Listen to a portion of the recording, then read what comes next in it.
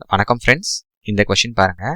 a is to b equal to 1/2 is to 3/4 கொடுத்துருக்காங்க friends. Friends, ratio value வந்து எப்பயுமே முழு எண்களாக தான் இருக்கும். நான் வந்து இதை சொல்கிறேன். இங்கே பாருங்க, ஃப்ராக்ஷனில் இருக்குது. இந்த மாதிரி ஃப்ராக்ஷனில் வரப்ப ஃபஸ்ட்டு இதை வந்து முழு எண்களாக மாற்றிடுங்க. எப்படி மாற்றணும்னா கிராஸ் மல்டிப்ளை பண்ணிக்கோங்க.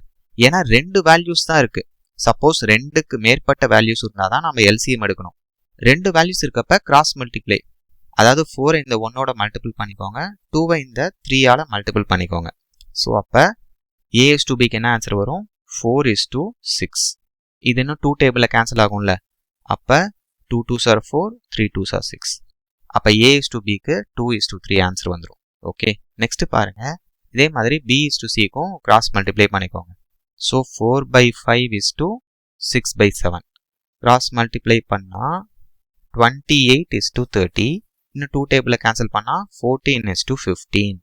இப்போ நம்மள என்ன கேட்குறாங்க? a is to cயோட வேல்யூ கேட்குறாங்க. நமக்கு ஆல்ரெடி தெரியும் a is to cனாலும் ஒன்று தான், a/cனாலும் ஒன்று தான்.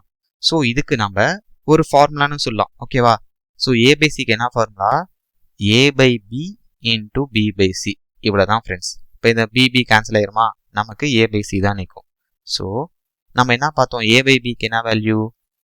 2 is to 3. ஸோ 2/3 into b/cக்கு என்ன வேல்யூ பார்த்தோம்? 14/15.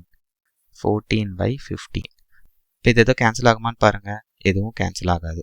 அப்போ 28/45 தான் இந்த கொஸ்டினோட ஆன்சர். Option B. கிளியராக இருக்கா ஃப்ரெண்ட்ஸ்? தேங்க்யூ.